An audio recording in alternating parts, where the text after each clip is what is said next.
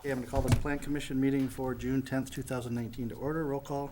Chris Zellner. Here. Sue Springman. Here. Joe Zitzelberger. Here. Brad Zeman. Here. Brian Malish. Here. Chris Thomas. Here. Brian Wallace. Here. Okay, first item is minutes.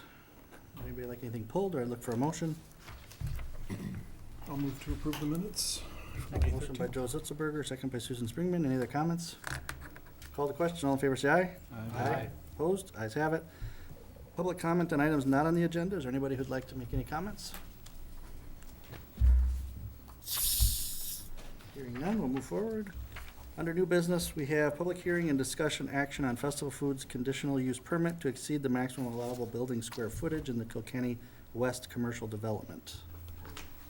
There's two agenda items, and the first one requires the public hearing regarding the size of the building, because it's over the 50,000 square foot, so that requires a conditional use. So we suggest that you hold the public hearing, we can follow that up with some staff comments. Okay, so then I'll open up the public hearing for anybody. Tracy, do you have any forms that were turned in? No one filled out. Anybody who'd like to address the commission on this?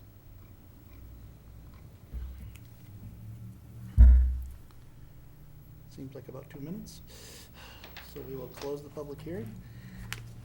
Comments from plan commissioners or comments from staff? Brian's got a couple comments. Okay. So, the reason for this conditional use permit is, as what Kevin said, it's part of a general development plan. It's also part of our ordinance. When you have a building this size, you need the CUP. There is, as part of the packet in front of you, there were some minor requests for changes that were made by the applicant to the conditional use permit. I can describe those, but we took a look at them. We didn't have any problem with it. So what's part of your packet, which is it says revised per today with a red stamp, that would be the conditional use permit that staff is recommending that you make a recommendation to the Joint Plan Commission that approve. When you look at this document, it's structured the same way as the conditional use permit that was before you for the Hy-Vee project. The two conditions that are identified within the document are that they would construct the grocery store pursuant to the site plan and the SIP that would be approved by the Joint Plan Commission. And then as we walked through some discussions related to, and I'm not sure if this would apply to festival the same way it applied to Hy-Vee, but if there's to the extent that there's seasonal sales, selling pumpkins, other things outdoors, our normal practice would be just that has to be run through the village engineer, so we included that. One of the changes that they made to the document related to ownership of the property. That's not an issue for us at all. Within the SIP that's before you on the next agenda item, and within the GDP, it's the only use that's allowed on the lot one is for a grocery store. Sometimes, I don't know if this is exactly why they made this request, but sometimes different LLCs are set up for different projects, and so that gives them a little bit of flexibility if that comes up. The other thing that they asked for, and we would be in a position where we'd have to do this anyway, we always include within our conditional use permits the fact that, in this case, the Joint Plan Commission maintains all of its powers and authorities over the CUP, and we have that language in our village code. And there's also language that says we have the ability to revoke it.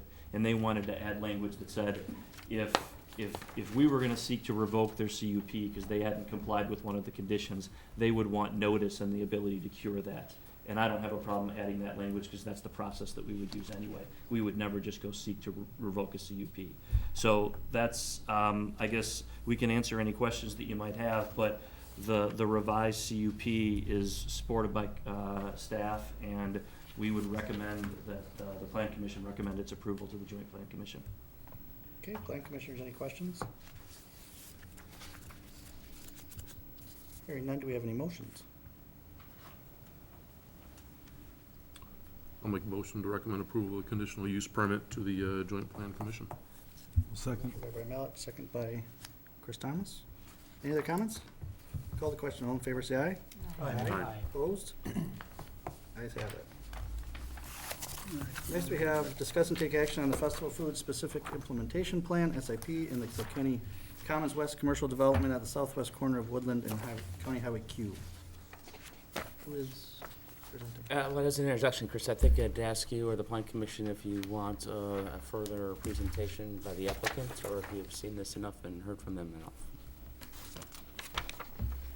I'm comfortable with what I've seen, but if people have questions for any of them, would anybody like the festival folks to come up and give any kind of presentation? We've seen it several times already. Only if something's changed. Nothing's changed that I saw in there. Yeah, I mean, so the SIP, again, this is also part of the paper packet that's in front of you. The only change that was requested here, again, relates to an ownership issue, the same change that we made to the conditional use permit. Again, we drafted this. This is drafted off the form that we used for the Dean Clinic a number of years back. And so I think staff is in a position to recommend approval of the SIP to the Joint Plan Commission. It is, when you look at section 3, we are going to have to identify the different plans that would be a part of the SIP. I think that Kevin and Kent and I would work through that issue. My understanding is all of the plans that we have at this point are final and up to date, so it's just gonna be more administrative in nature in completing that. Okay. So we're just looking to conditionally approve this? Is that Yeah, correct? just, I would say, just a motion to recommend approval to the Joint Plan Commission. Just subject to all outstanding staff issues resolved to the satisfaction of the Okay, village yep. engineer. So the recommended motion, okay. I can make the motion. Festival Foods SIP plan for Kilkenny Commons West. Do you want to look at the actual recommended motion that they were just talking about? The outstanding staff Yes. issues resolved, make sure that's part of it? Yep, please. Okay. So, So it's a motion to approve, motion to recommend approval to the Joint Plan Commission, subject to all outstanding staff issues resolved to the satisfaction of the village engineer. okay, is that Brad, is that, yes? Yep. Okay, so motion by Brad Seaman. Do we have a second? A second. Second by Chris Thomas. Any other comments? Okay, I'll call the question. All in favor, say aye. Aye. Opposed? Ayes have it. Next, we have public hearing and discussion action on preliminary plat, general development plan, and specific implementation plan to rezone from A1 agriculture to PUD planned unit development for the Arboretum Village subdivision, which is corner of Hogan Road and Quinn Drive. Kevin? So some of you may recall that this was presented in 2017, and in essence, many of the plans that they've submitted are those that were submitted back in 2017. There are some additional details that were provided back in 2017 that didn't make it in the packet, but Tracy has the buffer area was one of the biggest ones that we had a lengthy discussion on in terms of the Oh, we want that up. Sorry. yeah, the area between Octopi Brewery and the houses that back up to it. And then, Jason actually wasn't that involved back in 2017, so he had some additional comments that he's provided on this proposed development. And Jason and I and the developer met, and I'd like Jason, if he could, just to walk through, some of the things that are in his memo, and then we could, some of the things that I think that we're willing to, be a little more flexible on, and then have the public hearing after that. So, Tracy's gonna go to the overall plat layout. Two areas that I commented on in the memo regarding buffering between the residential lots and the adjacent use. So, she'll get there, but so along the northwest boundary of the plat, those single-family lots back up to the business park. And there's a 50-foot buffer on the business park side that is a drainage easement where nothing can be constructed, but there's no landscaping per se. It's a drainage easement. What we would like to see, and what's actually in the comprehensive plan, is a requirement that if there's going to be residential here, that there be some kind of more sophisticated buffering to ensure that there's some mitigation between single-family use and business park use. And at this point, because the business park is already there, our main concern is that we don't end up causing a situation where the business park users start to feel impeded because they're getting complaints from new residential, or in the future from residential owners there. And so What we recommended is that there be a more explicit requirement for fencing and landscaping and an easement on the plat that specified that, and a little information about how that fencing and landscaping is going to be provided. So assurance that it's going to be provided by the developer, or how is that going to come to be? And we're also recommending that there be a note somewhere, either on the plat or maybe in the covenants, indicating that, hey, this is next to a light industrial business park use, and that's just the way it is, basically. We had some conversation with the Tierneys in the past week, and I think where Tracy had started, there was an illustration that we have since been provided that shows a 20-foot easement and shows a 6-foot fence and landscaping in the 20 feet behind those homes. And so we would be looking to see that indicated in the GDP. Right now it says details would be worked out in the SIP. We'd like to see a little more specificity in the GDP, so we have confidence that these lots as designed are going to work. The other area of concern, going back to the plat, is the lots. So let's see, what direction are we facing here? So north is to the left, and so the top of the sheet here is Hogan Road. And so there are a number of lots that I would refer to as double frontage lots. They have Hogan Road on the one side and a new local street on the other. They face and take access from the local street. The comp plan recommends against these. Generally, it's not a real efficient form of development, but on the other hand, it makes sense in this setting. You don't want to be putting new driveways out onto Hogan. Our recommendation again was for a buffer easement with fence and landscaping actually showing up in the GDP and on the plat. And I had suggested in my memo 40 feet. That would be a pretty generous buffer. I don't know that it needs to be 40. I think 20 would probably be acceptable, but something that would long-term provide for the maintenance of a landscape buffer that would create some separation, visual separation between Hogan Road, which is likely to be a pretty busy collector street long-term, and the backyards of those homes. So especially protecting the value of those units over the decades. So those are the two main pieces, and then I don't know if there's a better illustration of it, but Not finding, I can sing through. the through street that already exists here is, help me out, guys, the Quinn existing. Drive? Sorry? Quinn Drive? Thank you, Quinn. Was already constructed and has multi-use path on the south side, nothing on the north side. The existing plans show that in the rest of the new neighborhood, there would be sidewalks on both sides of the street, but then doesn't show anything for Quinn Drive. And the recommendation is, let's have walkable facilities on both sides of all streets, and so that's going to require adding a sidewalk on the north side of Quinn in conjunction with the improvement of the lots that take access onto Quinn. So those are the issues that I'd flagged. I think, secondly, let them, if the attorneys are interested, to make a presentation, and then have the public hearing.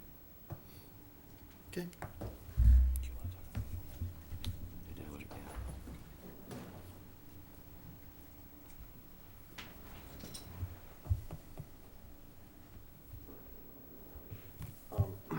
Yeah, would it be possible to get a little area of a Google map up on the screen or not?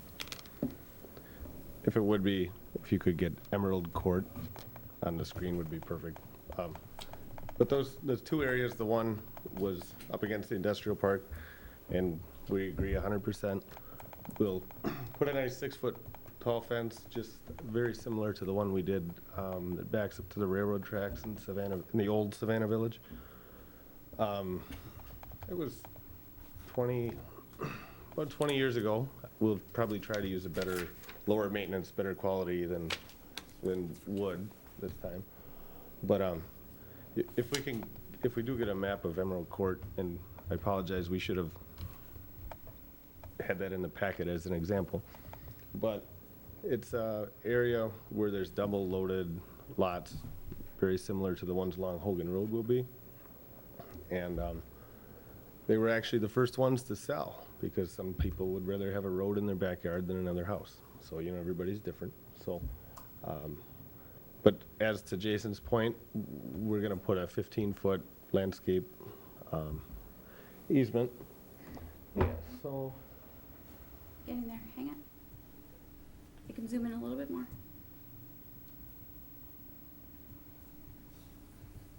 Oh.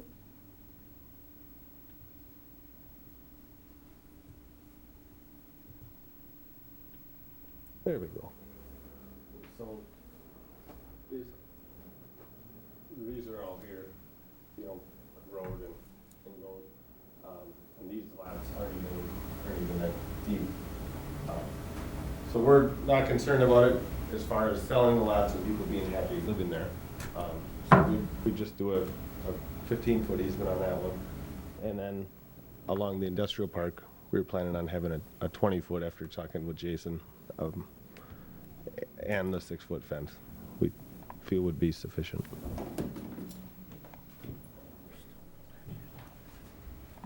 But wait, there's more.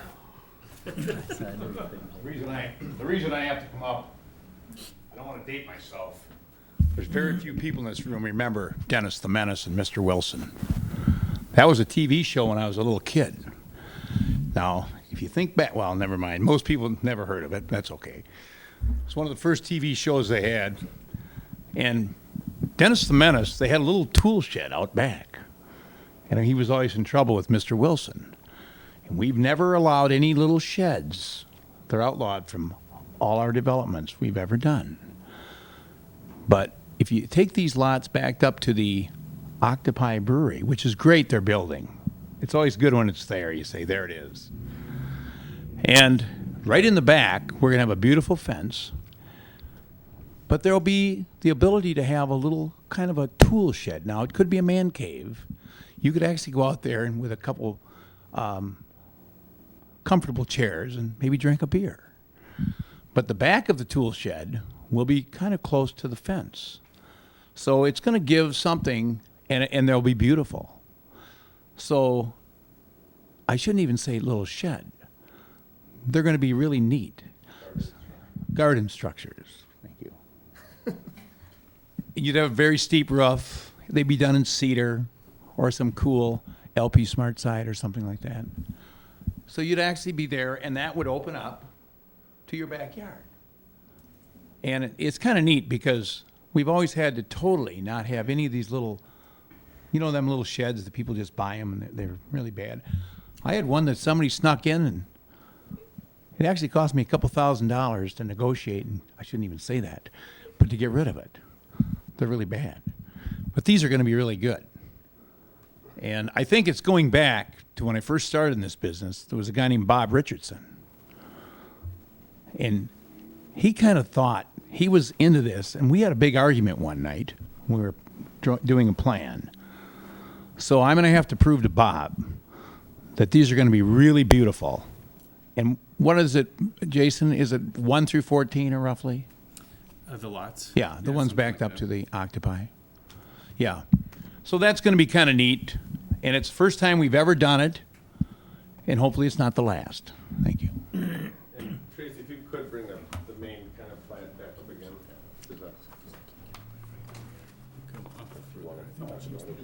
I'm going to sit down, Jerry. That's good. So these are the lots, and it's 1 and then 3 through 14, but we thought that whoever's in lot 2, we want to leave them out, you know, so you have a garden shed too. But these ones would be the garden shed and landscape easement in the fence right along the property line. Let's see. These will be kind of bigger, more traditional, like it's in Blue Ridge addition to South Ridge and Montanana addition to Savannah Village. And then in here there'll be some bigger, I don't know if estate lot is the right word for that. So it's a really good mix. I forget exactly the biggest size.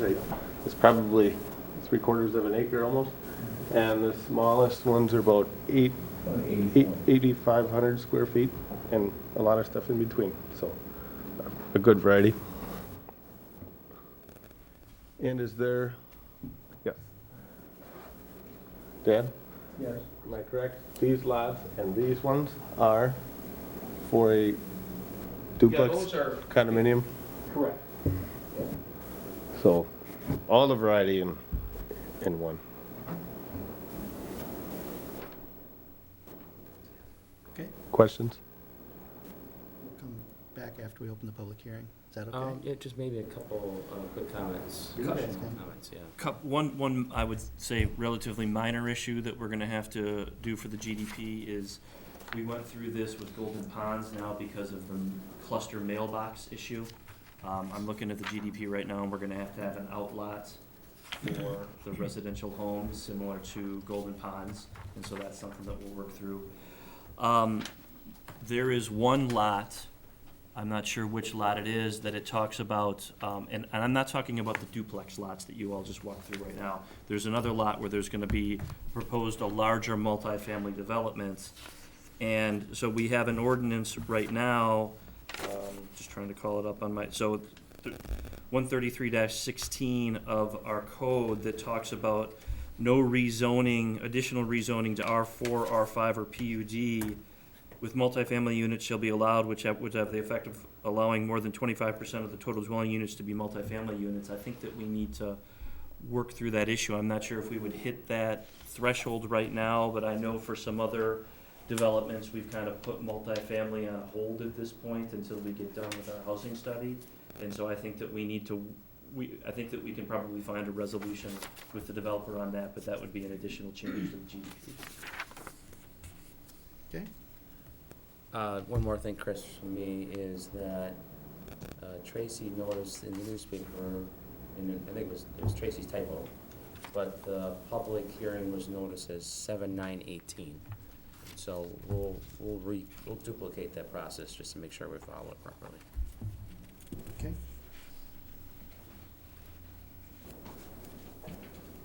Okay, so I'm gonna open the public hearing. For anybody who'd like to speak on this issue. Tracy, do we have any forms? No. Okay. Is there anybody who would like to speak on this issue? I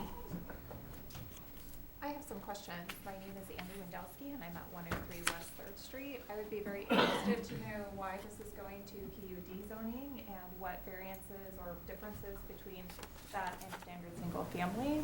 And also, when I had read and reviewed some of the information, this is a very similar plan to one that was previously submitted that was denied as not complying with the comprehensive plan, and understanding how it's come into compliance would be very helpful. Thank you.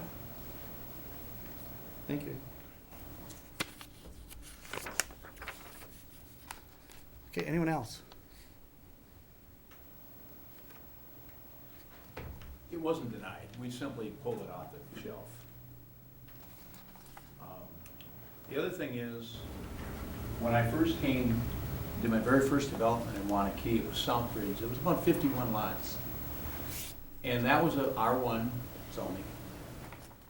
And after we did that one, everything we've done has been a PUD. And it's really worked out great. Matter of fact, there's a lot of places have used our model. And every place we've gone, we went to Deerfield, wherever we went, we did a PUD. It gives a flexibility. And a PUD, it can be good or bad.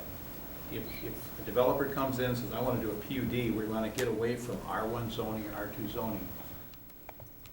What it's allowed us to do, if you go to all our developments, and I was at a developer seminar in Dallas, Texas, many years ago, close to 20 years ago.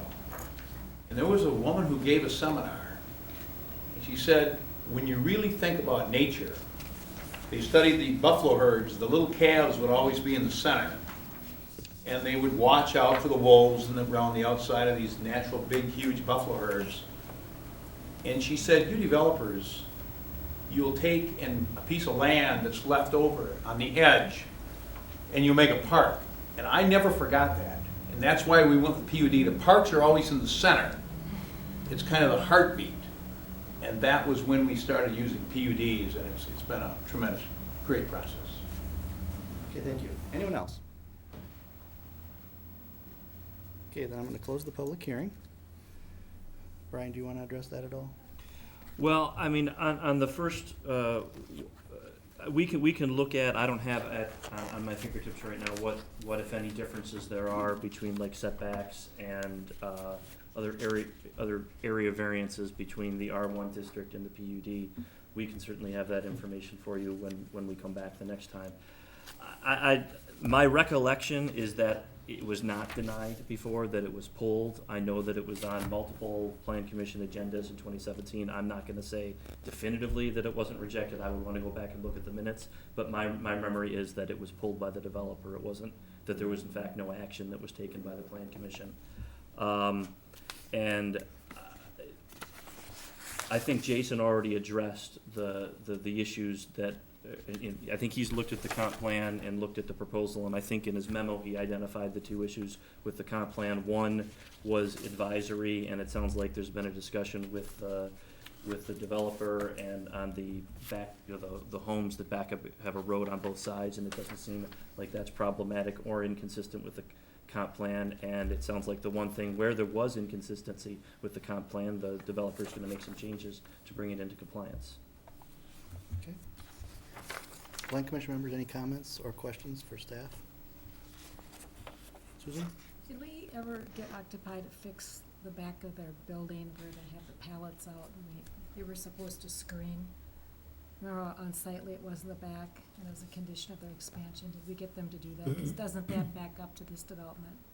They had complied when I checked it, that was over a year ago, but I haven't been back there in over a year. So we don't know.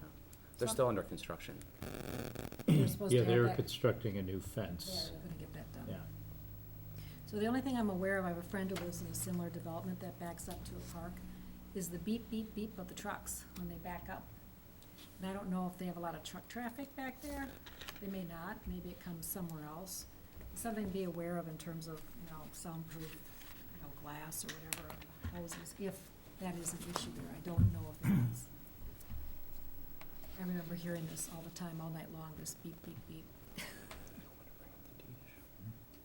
Yeah, and that was something we thought of, and we asked the communities to make sure that as part of the deed restrictions, that they're putting those residents on notice, Yeah. so that we're not having to try and mitigate, that they actually know there's industrial type uses going on in their backyard. It actually helped this subdivision as arborvitae. They had a fence, but also the arborvitae became more of a screen on top of that, so that you didn't hear it as much, because it was year-round. It wasn't a hard surface, but a softer surface. Okay, any other questions, comments? Joe? Yeah, is there or are there plans for a sidewalk or a path along Hogan Road at all? There is, yeah, we have one on Hogan Road. Basically in the backyard of these lots? Yeah. Okay, so they've got two sides to shovel? No, we, as the village, take care of all the Oh, trails. it's Yeah, one of, Yeah, we okay. plow the trails. Oh, it's a trail, okay. Okay. Brian? Any comments? I have some questions, yes. So what is considered, is there any parkland dedication on this? I can't really tell from the plan that I got. And is there a requirement from the village on For the parkland? park, we've Because Don advised talked them, about park, so I'm just before curious. we go to, before you take action as planning commission, we've made it clear that he needs to go to the Parks Committee and get a recommendation in terms of the parkland dedication. Okay. What about, because I'm familiar with the expansion on Quinn Drive, you've got the business park at Quinn and right off Arboretum there, you have a light industrial commercial park. What, at one point, was there any thought about what this area should have been from a planning purpose when Quinn Drive was expanded or extended? From a business, I guess part of it is too, is a question I would have is, where are we at with business lots or commercial lots, industrial lots in the village? And where's our growth rate been over the last 5 years, and what will that lead to at some point, down the line, where we would be at max capacity, where we don't have any more capacity for businesses to relocate here? I think if you go back to the comprehensive plan, it will show this as a mixed use. And so, mixed use can include residential. And as far as the business, the expansion of the business park was identified on the other side of Hogan Road. To the east. To the east. Westport, right, it has to be annexed. Okay. Yes. Fair amount of space. That's it. That's where it goes. There's a lot of lots left in the existing. Any others, Brian? Is that, nope, Not at this right time? now. Okay, Chris? Trying to get a sense of how much space there is in between. On Woodland, there's also houses that back up to Woodland, and there's space, and there's a fence and everything. About how much space is that, do we know, compared to this?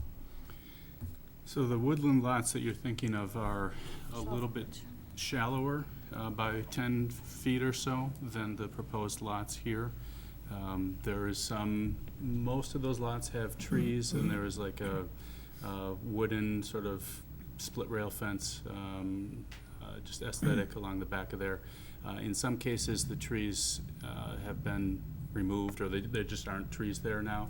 And so part of my intent in recommending an easement is that it include language that say you have to maintain trees in this buffer area. Okay. And then, are there any plans for any affordable housing or anything in this area? I think it's probably a question for the developer, but there was this goal of having these lots that back up to the occupier are gonna be smaller, so they actually wouldn't meet the, the R1 or R2 size requirements. But it's probably better for Don or Jerry to speak to that in terms of making the price point of those lots lower than others in the other developments. That was presented in the past as well. Okay. I always get a kick out of affordable housing. Went down to Deerfield, lot's $39,000. Rick Farnsworth built a house, he said, Tierney, would you help me out? I need about $2,800, I wanna put stainless steel in it, the market was pretty rough shape. I did it. The house sold for $299. 3 years later, the house sold, not $299, but $399, which means the homeowner picked up $100,000.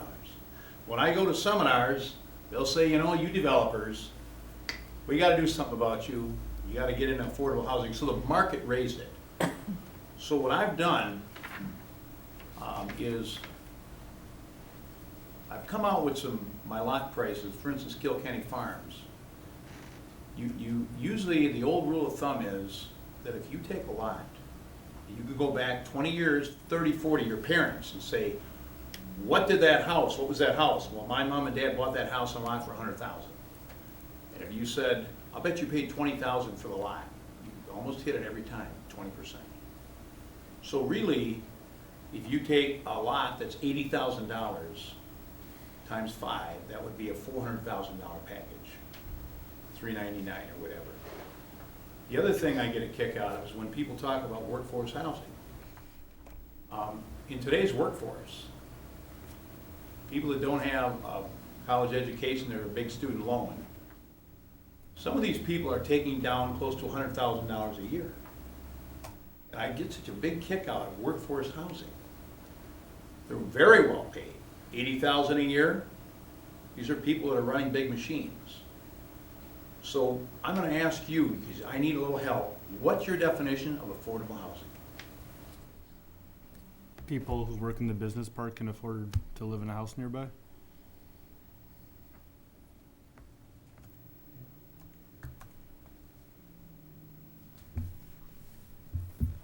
Okay, Brian, any comments, questions? No. Brad? Nope, I remember reviewing this in 2017, and it was approved at that point. There were some discussions and talks about the woods next to it, the trails that the developer was gonna go back and make sure they were re-maintained after all the work they did originally through the walking paths and trails. Okay.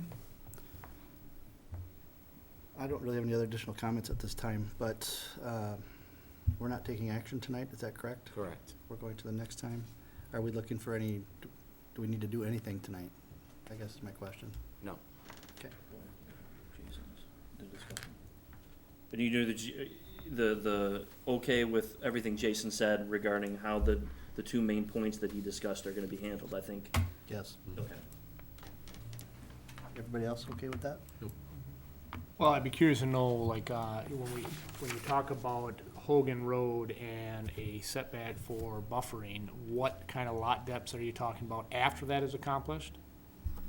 You know, because you talked about Woodland Drive, but I mean, some of the lots are pretty deep on Woodland Drive that, I guess I'm not familiar with these if they're. Yeah, I think, looking at- Brian, what we'll do is we'll ask to get some details in terms of what the building envelope should look like, and then how much of a buffer area and what size house, to fit on those. Could we get some details on the shed as well, potentially? On the sheds, sure. I was gonna say she shed, but I stay away from Yeah, that. there are she sheds. Also about the, are these condo lot, is that right, condo lots right along Quinn? Or is there a definition on what those lots are gonna be on Quinn? My understanding is there's two sets of lots. One would be the ones that we've talked about that are gonna be next to the business park. And so those are gonna be, I think, 7 separate lots, but 2 units per lot. And then, Wait, so. I but- missed that, Brian, what was that again? Townhomes. Yeah, so it's 7 lots, and the idea would be 2 lots per parcel, so they'd be identified as townhomes or condos. Then. Duplex lots. Duplex lots, so that's the stuff that's gonna be up near Octopi. The other lot, No, they're on Quinn. Those are on I'm Quinn. looking at that, right? 15 They're kind of by occupied, but they're front on Quinn. okay, I'm sorry, okay. So, The draft SIP identifies 91 to 97 as duplex condominium lots. So that, well, being if they're a duplex condominium lot, what kind of access, how many accesses coming onto Quinn Drive? Would be good to know. Is it a single point or, a shared driveway or? Good point. No, I think that's worthwhile looking at to see if we could require a shared driveway.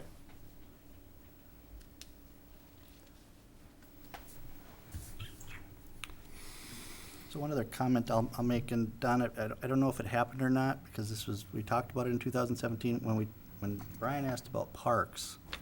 I believe you were looking at donating I think there's 10 acres of woods that we're gonna kind Very, of. very close, correct. Along with, there is a small park in there, maybe an acre. And what we want to do is, and we'll go to the Waunakee Parks Committee, but we own it. It's a beautiful wooded area. And that would be, I think it's Outlot 1, and which really lays in there nice, because the trails in there would connect Savannah Village with Aubrey Village. So I know that was proposed at one time, And we've got to, of course, we've got to go in front of the parks. yeah, because it's not laid out in what you have here right now, so I'm just trying to help Brian with that. Do you know where he's talking about, Brian? Well, is it Outlot 4 or Outlot 1? It's not important, I'm It's sure you have outside. details. Outside of it. Brian, if you turn around, it's where G11 is. That's 4. Yeah. South of the correct. Yeah, to the east, right?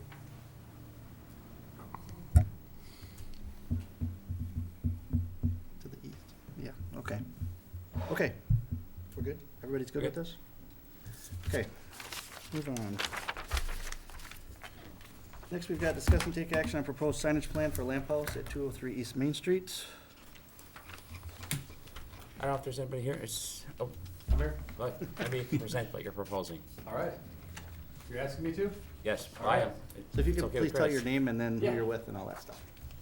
My name's Dan Yoder. I'm with Sign Art Studio. And what we have proposed here is we have, it's building identification signage, and then we also have an additional parking sign. And from what I read out of the reports, it sounds like we're getting support on the building ID sign, so like what we're calling the breezeway signs. Those are considered wall signs. And this right here that we're zooming in on is the point of contention, as they say. So we're proposing 2 blade sign options, projecting signs.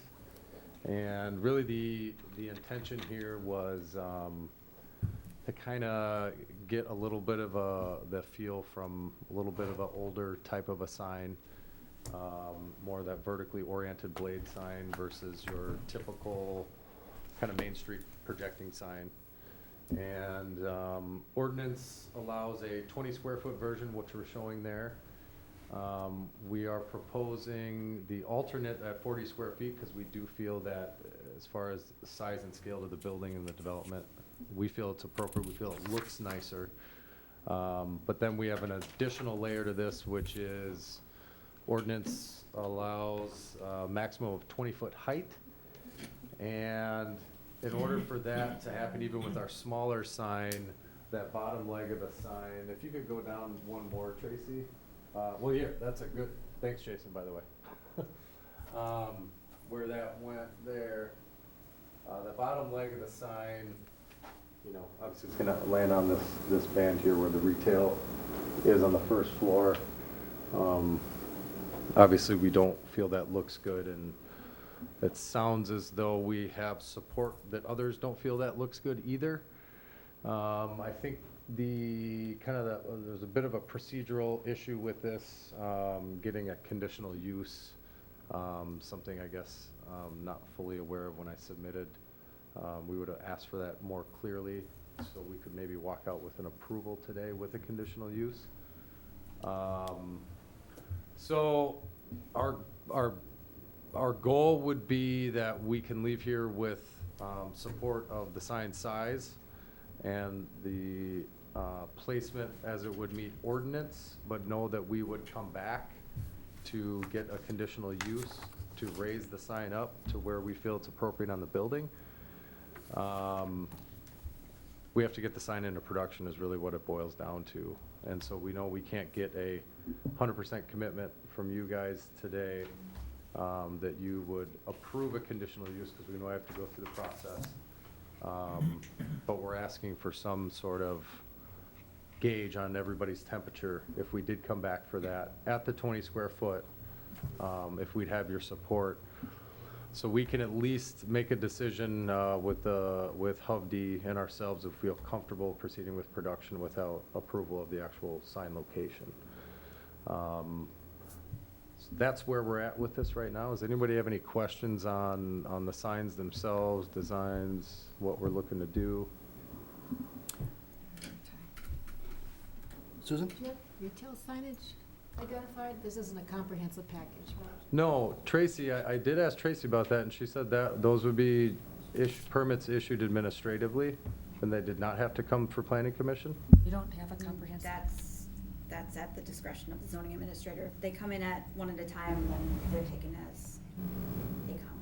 We should really think about doing comprehensive sign packages in advance, because it helps the developer when they're leasing know what to tell the person We do who's have tenanting. we have a whole retail package. Yeah, but We if they haven't didn't, approved it, and then you come in and they say it we would don't very like it, easily be right there for all to see. It was not submitted, because I wouldn't do it piecemeal. It can look we bad. did not intend to submit And I this know piecemeal. HUVD's not used to doing it that way either, so. I No, we didn't- have a whole plan. We were specifically told that it did not need to go through planning commission. And it was going to be based on, as long as it met the square footage, that each individual retail sign did not have to go through the planning I commission would be process. curious to see it. When I see some of the signs on Main Street, I kind of, We have a nice plan. yeah, okay, anyway. So I'm confused as to what you're doing. You're asking for 2 signs only? We're What are asking you for asking? a total of, I think it's 3 of the wall signs. 3 blade signs? Nope, 3, we're calling them breezeway signs. Tracy, if you could Navigate. go up to the top there, please. Submittal. Or the Zoom in elevations, on that? the elevations Shows show the it too, signs. the locations. These right here, so these right here would go at every one of the breezeways. So I believe there's 3 total. There's one on the main drag, and then there's one on either side. And then we are asking for this sign and one of these 2 signs. This is an alternate version that we know is outside of the square footage that ordinance would allow. This is one that meets the ordinance. So we're showing 2 options. And they're all lit. Correct. And are you concerned at all about that light going into anybody's apartment? I have spoken with the property owner, and they do not have concerns about that. If planning commission says that you would approve them non-illuminated, then we would accept that. Well, I don't care about lighting, as long as it's not, sometimes backlit Mm-hmm. is better than other lighting, just Right. because of the glow out, and you do not want those in people's bedroom, because Yeah, I know, it's They a do conversation not we want have on that, every 'cause they one of will these have major projecting problems. signs. Big windows. oh my God, yeah. There's Because also a even if you pretty, close your blinds, you can start to see light seeping through. it harkens back to a Seinfeld episode about the red chicken. So yes, this is a Yes. conversation we always have with our clients in terms of these projecting Waunakee. signs. He should care about that, and I'm just wondering why he wants so many signs. I mean, typically, a sign identifying multi-family is more where the office is, so you know where to go to get in, or Mhm. not just the office, but where the main entrances are, if there's multiple main entrances. Sure, Otherwise, people get confused, because with the retail, you don't know where your door is. right.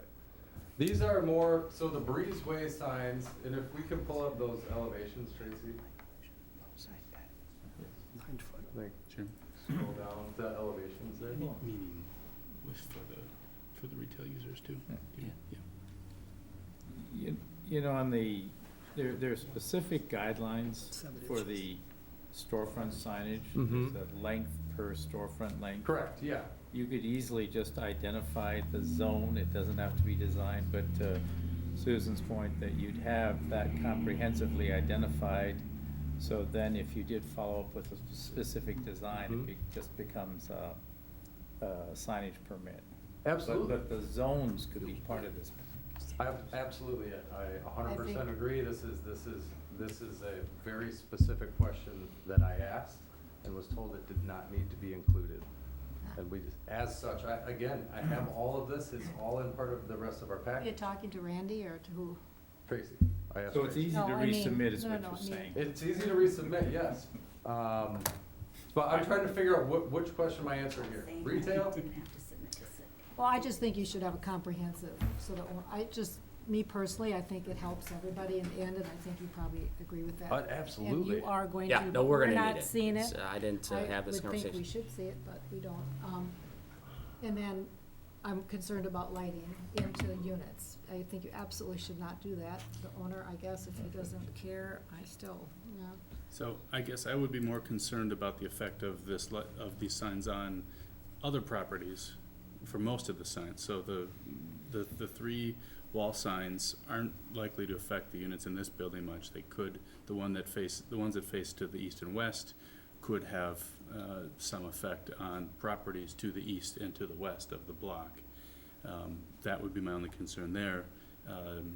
The blade sign, the projecting sign on the front facade, sure could create some light for the adjoining units, and I think keeping it to the smaller sign is, it's another reason to not Well, it has to do with the approve. type of light too, internally lit, externally lit, Is there is there, like, historically, you've not approved or approved internally illuminated signs in this district? We haven't had a lot of experience with many projects with signage, I don't think, but it's something we should be looking at. Yeah. from Main Street. Most of the signage is either internal or downwash. Right. There's very little exposed lighting. Yeah, and we don't have any exposed lighting here. I mean, these are internal backlit signs. Yeah. And you get, I mean, it's 6 in one and half a dozen in the other. You can downlight, uplight, backlight. I mean, I think the property owners have expressed the need to light them in some manner. But Oh. again, if the commission feels that there's some concern that you guys have, we're willing to take the, I'm just the concerned the recommendation. consistency of the whole project. If individual tenants have different types of lighting schemes, et cetera, the building can Well, look really hodgepodge. And we, not to toot our horn, but I've done You do really good hundreds of submittals like this, and I honestly, I feel a little embarrassed that you guys feel it's an incomplete package. The type of lighting And the design of the sign itself really based around the implementation of the gas lamps that they're using on this building. And so we thought about, I started looking up signs from that era, and, stained glass came up a lot. That was very prevalent back then. So that's kind of the intent, the design intent from the beginning, and something that's warm and soft and inviting. And then with these breezeways, we thought that would be a neat feature when, pedestrian traffic's walking down. It's just a neat, warm, soft glow, presents you into these breezeways. And then for the blade sign, it's the same design, but it's something that more is for vehicular traffic to identify the building. It's a single blade sign. Correct. Can you explain to me, when I'm looking at these plan sheets here, they show a 20 foot or 20 square foot and a 40 square foot, but then I'm curious on what this, and Tracy can probably put it up there, page. This one, Tracy. Yeah, on the memo. Yep. I'm not following what that means when there's a red line coming down, because that's not what's depicted on those other plan sheets. Sure, yeah, so ordinance states 10 foot from grade to the bottom of the sign. So what Jason has done is illustrated, this is where that sign would land and be code compliant to ordinance. We're proposing that it stays up here because it looks better on the building. So if we follow ordinance. Oh, the ordinance says it can only be 10 foot. Right, so it's a height variance. 20. The ordinance is kind of unusually specific in that respect. I think the intent, I'm not certain, I think the intent was concerned that if not limiting the upper end, you could have projecting signs that would be sticking up above the top of the building or just look out of place. And so I think we should be considering an amendment to the ordinance, frankly. And my recommendation is that the placement of the sign, that an exception be granted for that, because where they're showing it makes more sense than where the ordinance would require it.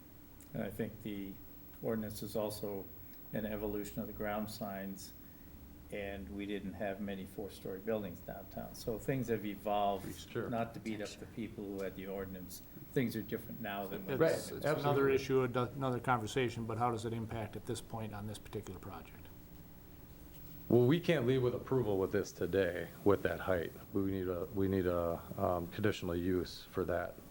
So we would ask. They have to come back for that. Yeah, we have to come back. A couple of questions. One, I don't think there was information in your submittal about illumination intensity, and so I didn't review for that, and Sure. I think that's an omission on my part to not ask about that. Yeah. Do you know what kind of foot Lumens? candles? It's honestly, to answer you frankly, no. It would be nothing outside of what standard sign industry and our LED spacings to do light or even light wash, so you don't get hot spots. But we are looking for we can even put it on a dimmer too, if we need to. We're not looking for these to be intense. We want a warm, soft glow. Again, this all goes back to the gas lamps. I mean, that's the whole, where the design intent came from. So in that regard, I can get information on that. I don't know, is there a specific requirement in ordinance that we're supposed to adhere to? Because we would just make sure that we do. Yeah, so the lightness, so there's a brightness limitation of 3-foot candles at the front property line, which Okay. happens to be very close to Very where close. the sign is. But also 75-foot candles measured close to the sign, which is about the same distance. Okay. So in that case, the 3-foot candles would be the overriding limitation. Sure. Take an estimate of what you think it's gonna end up being. I don't know how you measure that with the, We've got product information from the manufacturer, outside of, having it, done by a lighting engineer. yeah. That, I guess we can do. We've never had to go to that length before, but I think can we do would that. look for, because it's gonna be so close to the property line, is it generally about 5 feet back from the right-of-way, guys, the building? Does that sound about right? I know that's what it is in front. It looks like it on the one site plan. And I think that may be along the sides too, that the building's set back about 5 feet from the right-of-way line. Yeah. If we find that it's likely to be significantly different from that, but still otherwise deemed to be reasonable compared to industry norms. I Sure. think so we could also consider Yeah. an exception for that. So let's get some more information, include the issue of illumination in the review for next month. Okay. Different issue, related to the location of the sign. One of the issues I think you're facing right now is maybe where the power is gonna be provided. One, I mean, we'd like to get a stub located sooner than later. The building, is getting there. And so, do you know where that is gonna be, and would that vary depending on whether it's a larger, whether it's the, Absolutely, yeah. so whether it's this is, what's shown right here is what's allowed by ordinance in terms of size. Yes, correct. And the larger version, would have the mounting brackets in different locations, and that would dictate where you would want that Yeah, we want them fully electrical source. concealed. We don't want any, flush mounted or other junction boxes on that building. We want to avoid that if we can. Yeah, we always try to run them right into the legs, the bracket legs, so it's fully concealed. So I think the applicant here is asking for some feedback that would allow them to decide if they're willing to do some work at risk pending an actual decision by you. I think the brightness issue is one that can be modulated later without really, there's not much at risk with that. The sign size for that projecting sign is, my recommendation to not allow the larger sign is based on language in the ordinance that says, look at the downtown plan and the comp plan. Those plans have identical language that puts some limits on signage in the C1D or some design guidance for signs in the C1D. And there are several items that talk about limiting upper story signs and also trying to make sure that there isn't signage that's unnecessarily competing with the business signage. And that, for me, is a bit of a concern, that I think the business signage should be the thing that people are most drawn to. So my recommendation was to not grant an exception on the size of that sign, but to grant an exception for the location of that sign. And I think a little bit of conversation from you tonight would be helpful to everyone to know kind of where we stand. So I'll take a poll on where you guys all feel, but my opinion is, as long as we're not talking about lumens right now, I know nothing about, other than that there's brighter and lighter and lighter and lighter. But I like the look of the signs. I think they're in, the breezeways I think are a good location for them. I like the parking, so people know where our parking is in the downtown. It's a good thing for us to have those. I am in favor of keeping it at the 20 square feet for the other sign. That's where I'm at with it. As far as moving it, I think I agree with Jason that it does make sense to go there, 100%. Brad? I mean, it's all dependent on the street lights, and how that, where it's gonna influx with the stop and go lights and the light there. I think that's really gonna be determined by the city staff. I can't make that decision here visually looking at it on the screen. Okay. Brian Malik? I like it in line with that, the upper black bar, basically, that's kind of what looks, the center line regardless of the Yeah. size of the sign. Are you more in favor, I should ask Brad, Sorry. with the one sign, 20 square foot versus 40 square foot? Are you 20? 20? Yeah, just the one sign, yep. Okay. Brian? To be quite honest, I'm torn between the two sizes. I like the idea of sticking with the 20 that we have, but stepping back and looking at the size and the scale of the building, I don't think it looks out of place.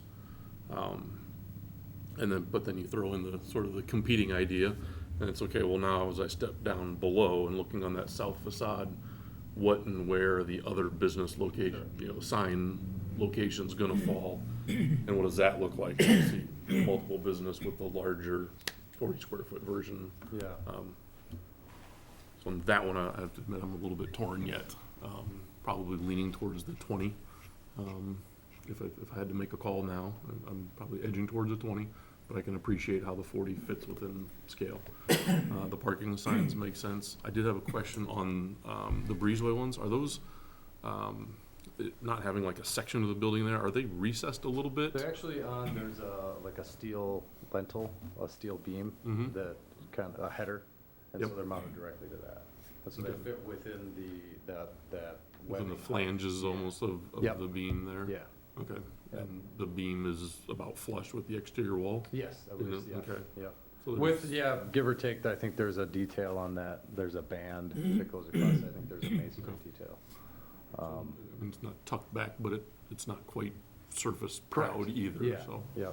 I like those, and quite honestly, with the lamp lighting feeling, and I agree, I mean, actually, I really like these signs, I think they're very nicely well done and really fit to the theming, I guess, if you will, of the building, and I do envision them honestly being nicer at a dimmer color. Yeah. The softer that light is, I think is just gonna make them look much nicer on the building. And I think the dimming, I think we'll wanna do that anyway, so we can really tune that. Mhm. Because obviously, if that light is too bright, it's gonna wash out the effect of that kind of resin, Mhm. stained glass Yep. effect panel that we're intending to use for it. Because you really wanna pull up some of that texture out of that material as well, so, You lose that if it's too bright. yep. So, What is the height of the building from ground to roof? I think it's on, I can get close on the elevations there, we It's do 4 show, levels. that's on like the actual building elevations at the bottom of the. What's the height of the building? When you think of the scale of the There, center? 335. It's in the 40s. these are a little, 42, maybe the parapet? I know there's a setback that's over 40. I'm pretty sure it's Do we know? I can't tell It from this. should be on the plans. yeah, they're like scanned and then drawn over. Pixelated. Because I'm having a hard time imagining 40 feet on a 3-4 story building, even though I know the floor to ceiling is higher than 10. Mhm. So it just seems like that's off. I don't support our ordinance that talks about the 10 feet from the ground, because I think that's just wrong architecturally with this, and we should really look at that ordinance, because buildings are different. And I would like to see us do a comprehensive plan that also shows retail, because you need to see a whole building to really know how it's gonna be affected when we approve signage. I like the signage. I almost kinda wonder if a 30-foot wouldn't be better than a 20 and a 40, you know, I kind of wanted in the same between. thing. Absolutely. Sue, I Would it be wanted the the, same thing. might be the compromise that back. looks the best Yeah. scale-wise, Yeah.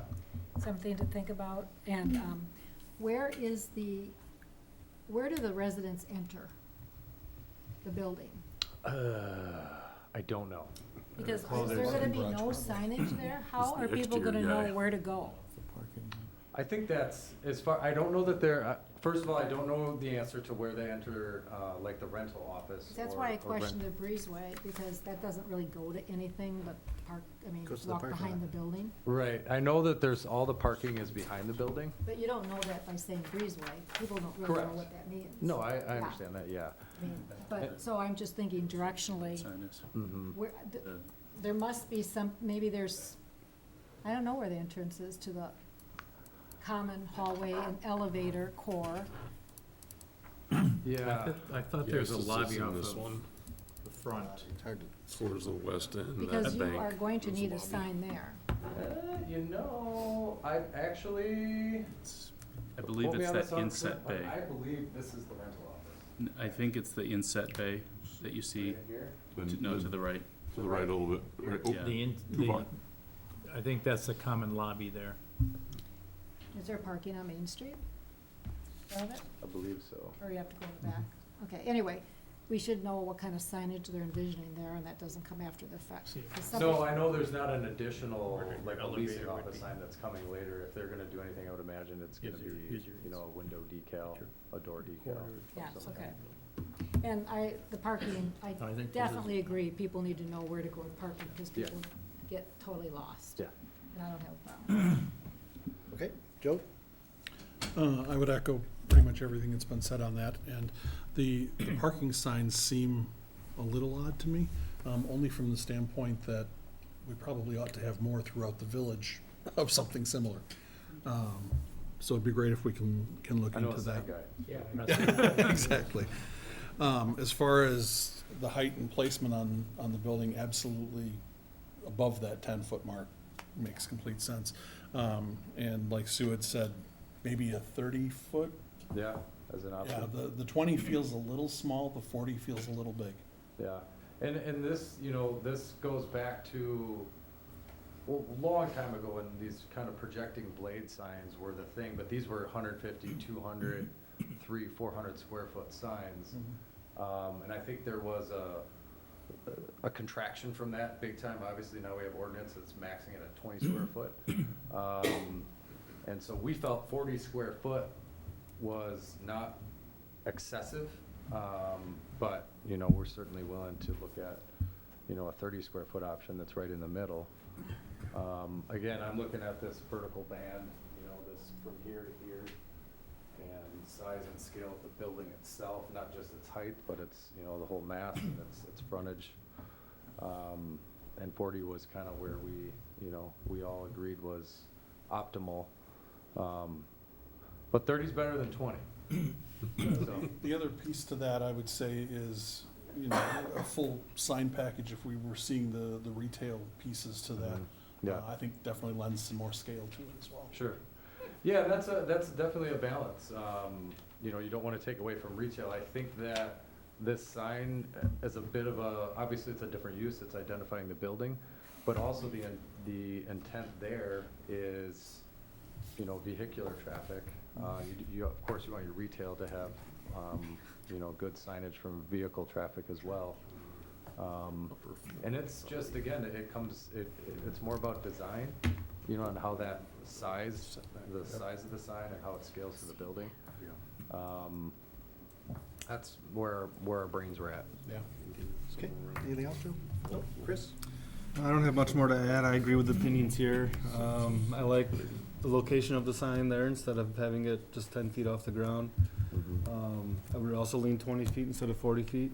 But again, I've seen the other signs, might put that into better perspective. Awesome, all right. Brian? I am in favor of the depiction on page WS-3, which is the larger sign centered in the center of the building. Now, if that larger sign, we can probably be into that as well. All right. Okay, does that help give you guidance? Yeah, Okay, yes it does. So we will be back then. Ed? I just want to add, I don't know if it's a lot of money to put the dimmer in there, but I would think it would be a good thing to do for your client, because as people live there, you can adjust it then if it is to. Sure. At a very little cost. Yeah. Our signage, because we haven't done a lot of larger downtown buildings, it should reflect to be integrated architecturally, so I think there's a lot of support there. I'm a little on the fence in terms of the sign, because when you go into major urban complex areas, in the residential buildings, whether it's the Miller Block or you see the Marling down on East Wash now, Yeah. they aren't meant to be marquees. So I Right. caution that the sign doesn't, if you go down State Street in Chicago and you see the Chicago, Sure, that's a absolutely. marquee. The Yes. Runabout Theater, that's a marquee. Well, So I yeah. just caution that this not become as prominent or trying to be a marquee. That's the only caution I have. No, absolutely not, and that's why we're 40 versus, we're proposing 40 versus these 60. mega. Yeah, well, those are, I mean, Well, but- Orpheum's 400 square feet. But this is twice the signage code, and there isn't anything else that's twice the signage code. So just Right, no, put it in the context of absolutely, downtown. yeah, absolutely. Again, you know, this is our work, this is what we do, so we have a passion for it, obviously. There was something about those signs, and I'm not necessarily saying size, it's how they were designed and what they emote, and that was the intention here. Without going for 100 square foot or 150 square foot, 200 square foot. We think that ordinance has constricted that so much these days, and we're just looking for just a little bit more. We certainly will discuss the 30 square foot option if we think that, you know, there would be maybe more support with that. If you happen to have, I mean, you know, the quality of illustration here is pretty good. But if you happen to have examples of installed signage that's similar, feel Yeah. free to include examples from other We got projects. lots of 32s, because that's Madison's, that's their benchmark is 32 square feet. We got one on East Wash, for the factory district, that's 32, I think, right on the head. So that would be a good example as far as size and scale on a 3-story building, I believe. So that might be a good example. So if we're submitting and still asking for a larger size. We have to try to figure out, when exactly this needs to be up on a wall. Okay? All right, All right, thank you. Our next, we've got discuss and take action on proposed monument signs for Maine and Madison, and Maine at 301 East Main Do Street. this one, Dan? No, the next one, no. Thank you. Ed, you wanna take this one? Yeah, this is, hopefully this is pretty straightforward. There's two signs being proposed. One is a monument sign at the entrance on the corner. There's a small planter. It meets all of the code guidelines and everything is consistent. It's where there's that perennial ring right now. I think I recommend we approve it. It's the other sign, so here you see it's got copy on 3 sides. It's lined up with the middle of the entrance into the building, the common lot. The other sign is quite large, 4x4, and it's got, it's a big directory. I'm calling it a directory sign. It has parking on there. I would prefer that there be a consistency in the downtown, and as Joe just commented that, we have more signage similar to what was just being proposed, that it kind of start creating a continuity throughout the downtown. Is it a directory? Is it an advertisement for the storefronts? The storefronts all have signage and they're not that far away. And if you drive down there, you'll notice there's a couple of other people that have had put up signs like this, and all of a sudden now you've got a wall of all these signs coming. So that's another negative impact of continuing to do this type of signage. It's we're downtown, the signs should be on the storefronts, the parking should direct to the parking lot. In the buildings, the one monument sign on the corner I think is adequate from a project signage. So I recommend we approve the monument, and there is a word in the sign ordinance, there's Article 133, 1033, signs permitted. Signs designating entrances, exits, service areas, parking areas, restrooms, and other such signs related to functional operation of the building or premise shall be permitted without limitation, other than reasonable size and necessity. I think it's a duplication, and I think the size is not reasonable. Okay. I'll start this time, I guess, with my take on this. I don't like the colors of the monument sign, first off. I think they're gonna be very difficult for people to see. That the color choice they made was, I just don't think it's very good. The other signs, the businesses, is it the businesses that are asking for this sign identification, or is it the property owner? I'm assuming it's the property owner. It could have something to do with their leases, I don't know. Because I just don't understand why the business owner would be coming to get this sign in. They're It paying doesn't for it make on any their sense. So storefront. if the businesses were saying that they weren't being identified as a result, and that's what they're looking for this for, that's a different story, I think, that we'd have to look at least. But I don't see any reason why we would need to go with that sign specifically. Yeah, I'm My not in opinion favor on of the those monument, signs. I'm not a big fan of the look of it, I guess, is where I'm at with it, but. I look at this monument sign, it's not much of a monument. It's pretty generic. And if this is gonna be the lead way into our beautiful new library and, the new building across the street, I think needs a little more eye candy, needs a little more dressing on it. This is, to me, it's not acceptable, not for our village. Okay, They're asking for an other exception. comments? Hmm. That was two, I guess, firm opinion, but for the others. Pretty well covers it. Yeah, I think they could do better design-wise. I don't know where they got green. Is there green on that building? No, red and white. Yeah, I don't even know where they got green. And that monument on that corner going to the library, Make something, you know, that building is already pretty, it's Pretty full. simple. It's full, you know, it's, Yeah. again, I always think of signs that should be over the door going in. I'm just not a fan of it, but that's me. We have separate opinions. Brad, you gave yours pretty strong there. Brian M.? The location, the prominence of it, and then to read that it's just a formed aluminum vinyl.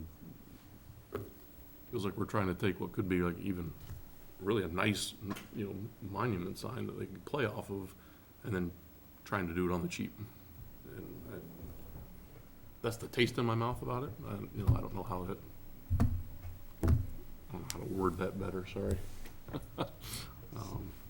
And then the other one is more, I like the idea of, let's figure out what the maybe I don't know, village template is for the signage, and if we need some wayfinding parking here, or this business here, let's try to get it to fit into kind of a model or a template a little bit more.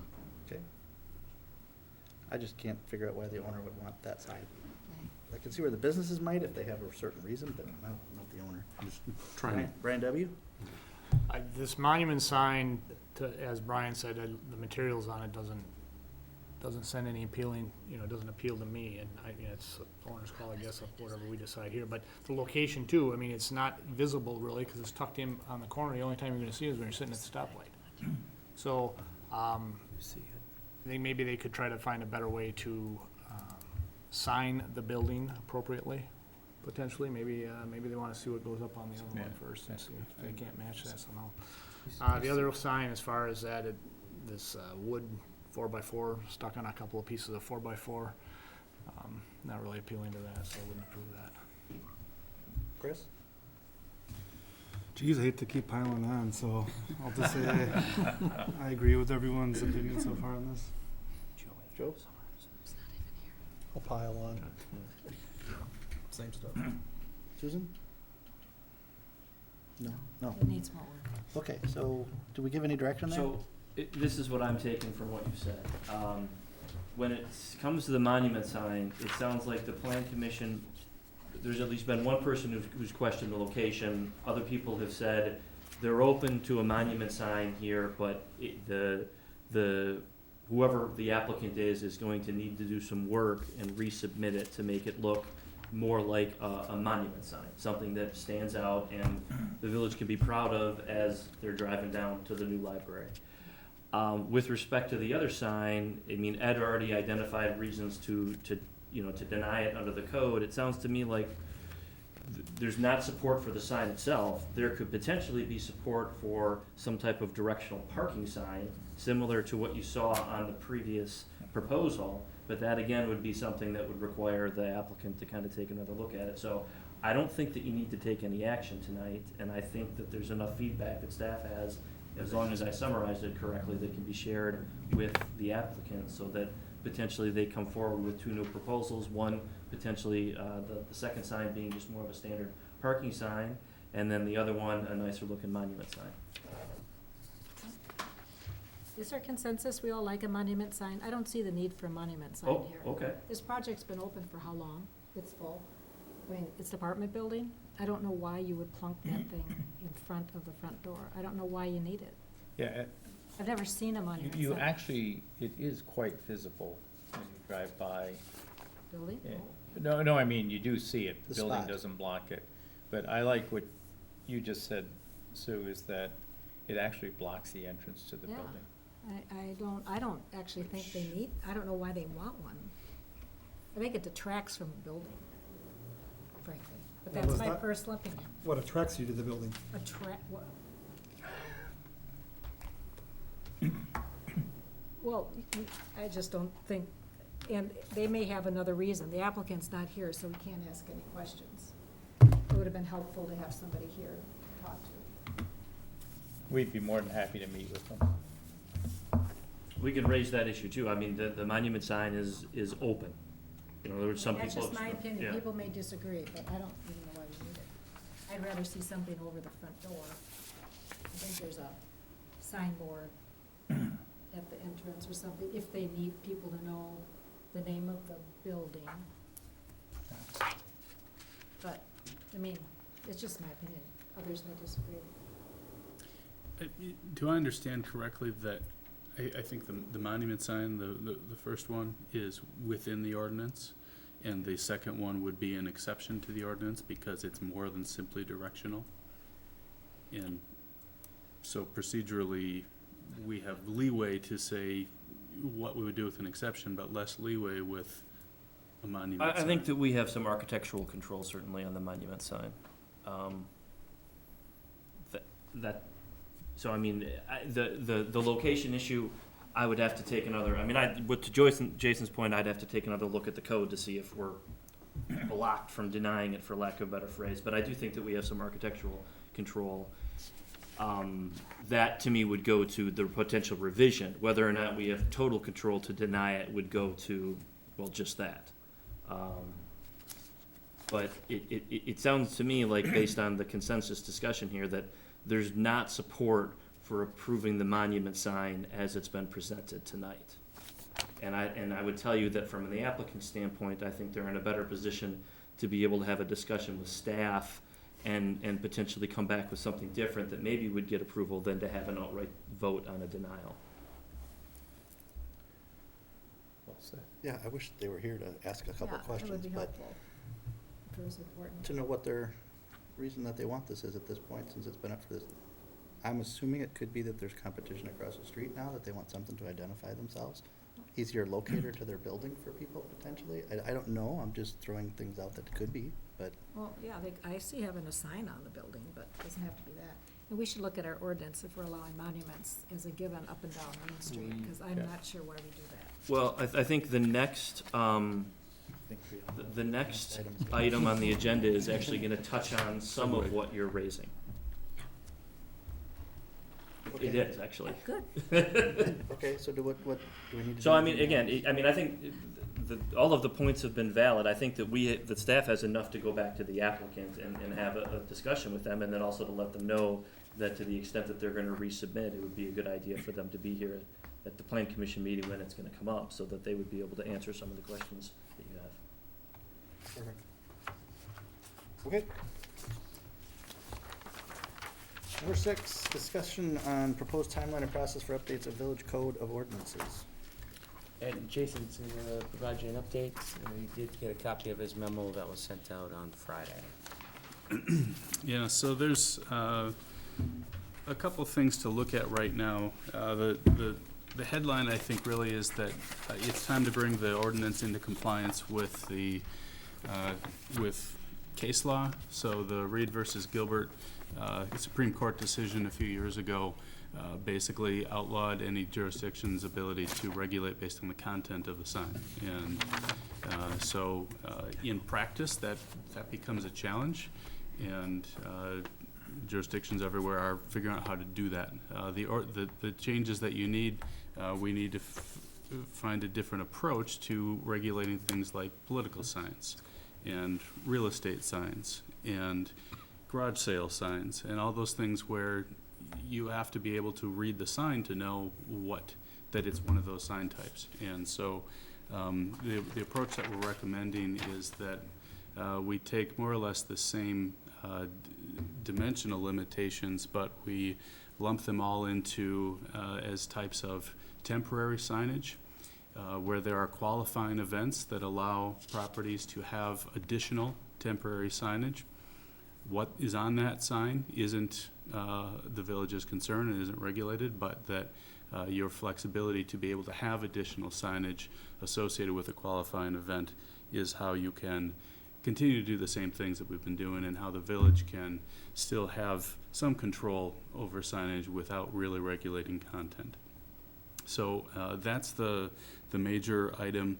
There are some other odds and ends, such as the height of projecting signs that came up tonight, such as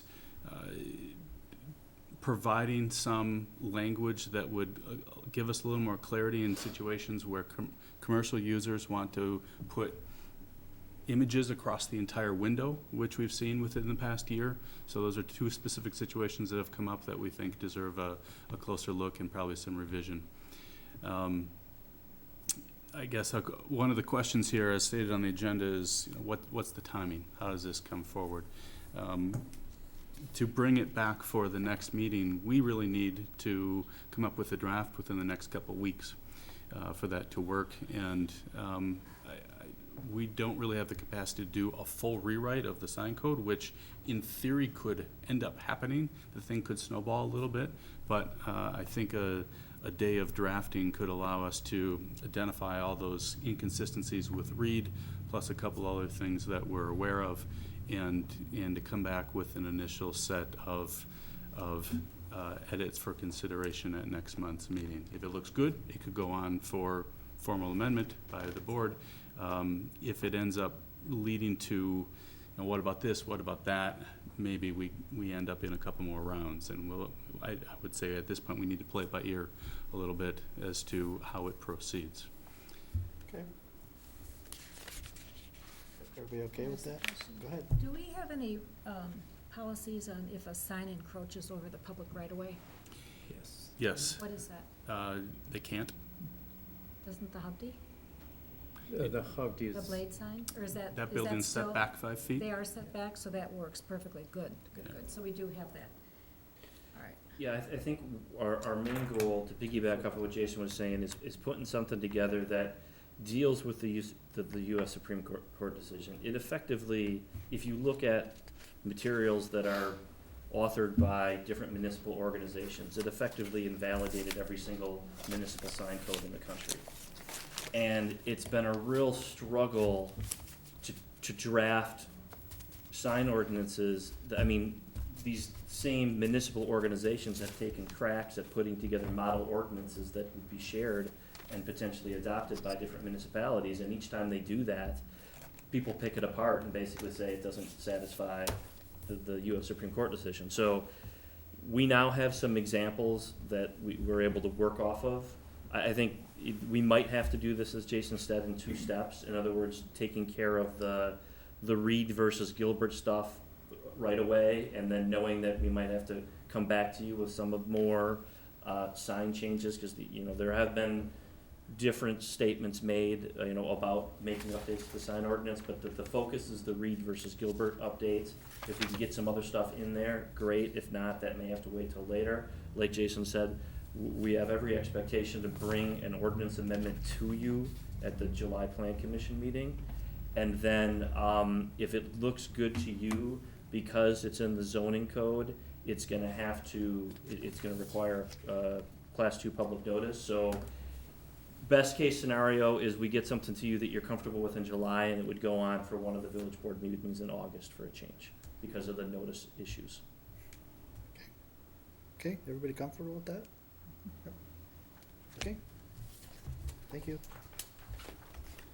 All right, we've got a report on Waunakee Westport items for action. Initial consultation, Schutz extraterritorial rezone 5540 Barron Road, town of Westport.